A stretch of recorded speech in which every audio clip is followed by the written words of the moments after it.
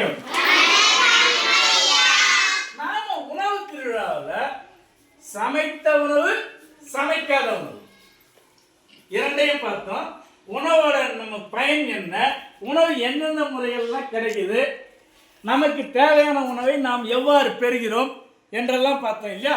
இப்போ அதில் உணவு முறைகளில் ரெண்டுல சமைத்த உணவு, சமைக்காத உணவில் சமைக்காத உணவு வந்து பச்சையாக சாப்பிடக்கூடிய பழங்கள், காய்கறிகள்லாம் சொன்னோம் இல்லையா. அதே போல சமைத்த உணவுன்னும் போது உணவை எந்தெந்த முறைகளிலெல்லாம் சமைக்கலாம் அப்படின்றது தான் இங்க பார்க்க போறோம். இங்க உதாரணத்துக்கு பல்வேறு பொருள்கள் வச்சுக்கிறேன். இங்க உணவு சமைக்கும் முறைகளை எழுதி வச்சுங்க.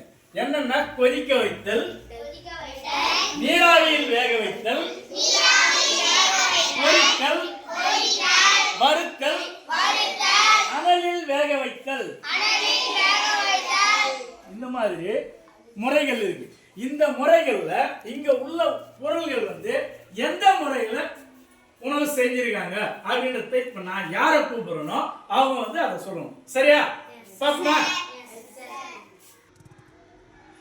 அந்த பாப்பா லேக்கா அங்க இருக்கிற ஏதேனும் ஒரு பொருள் எடுத்துங்க. என்னதுமா? சரி, அது எந்த முறையில் சமைக்கப்பட்டிருக்கு? ஆடுதல், அதாவது அனலில் வேக வைத்தல். சரி போங்க, வெரி குட். ரூபிகா வாங்க, ஏதாவது ஒரு பொருள் எடுங்க. என்னது அது? எந்த முறையில் சமைக்கப்பட்டிருக்கு? கொதிக்க வைத்தல். அருமை. போங்க. லித்தீஸ் வாங்க, என்னது அது? அப்பளம். எந்த முறையில் சமைச்சிருக்காங்க? பொரித்தல். Very good. வாங்க. அந்த பாப்பா வாங்க. அங்கே எதுனா ஒன்று எடுங்க. இட்லி. எந்த முறையிலமா சமைச்சிருக்காங்க? Very good. வாங்க போங்க. நீங்கள் வாங்கப்பா, சொல்லுங்க. Very good. வாங்க. அடுத்தது அந்த அந்த தம்பி எழுந்துருங்க, சொல்லுங்க. ஏதாவது ஒன்று எடுங்க.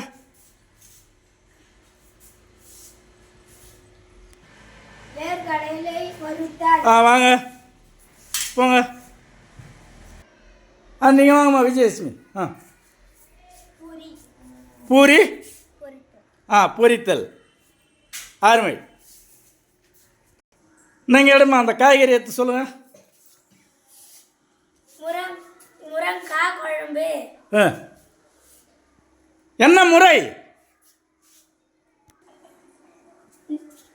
முருங்கைக்காய் குழம்பு கொதிக்க வைத்தல். வாங்க, நீங்க போங்கப்பா. அனலில் வேக வைத்தல். அருமை.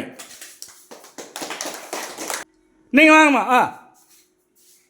மிச்சர் பொரித்தல். Very good. நீங்க அந்த கிண்ணத்துல என்ன பாருங்கம்மா. சேப்பக்கிழங்கு பொரித்தல். இப்ப நாம இங்க இருக்கிற பொருளை பிரிச்சு எந்தெந்த முறையில உணவு சமைக்கிறாங்கன்னு, அப்ப உணவு சமைக்கும் முறைகள் உங்களுக்கு தெரியும்.